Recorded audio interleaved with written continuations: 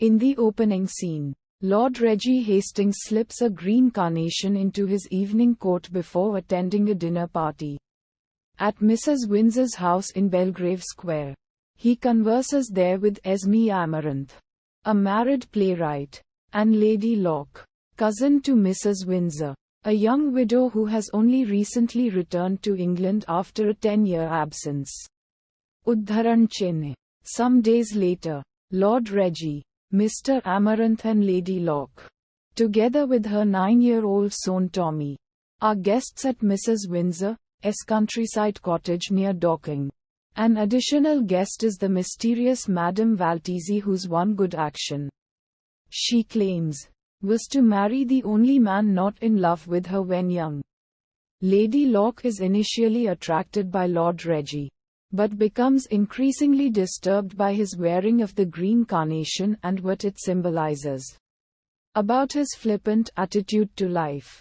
Lord Reggie tells her that Esme invented the flower, and that it is only worn by a few people who are followers of the higher philosophy. During their stay in the village of Chennacut, Lord Reggie composes an anthem on a passage from the Song of Songs.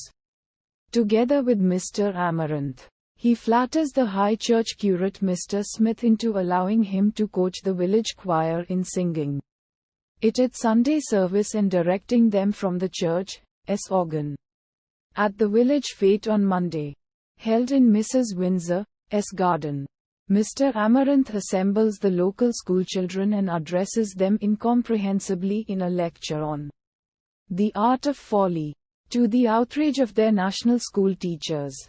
Though Lord Reggie has no inclination to marry, he has been advised by Mr. Amaranth that the good-natured and wealthy Lady Locke would make him a useful wife. She is fond of him, yet has realized by now how under the influence of Mr. Amaranth Lord Reggie remains, as well as the incompatibility between him and herself and the destabilizing influence Reggie is on the hero worshipping Tommy at the end of the novel.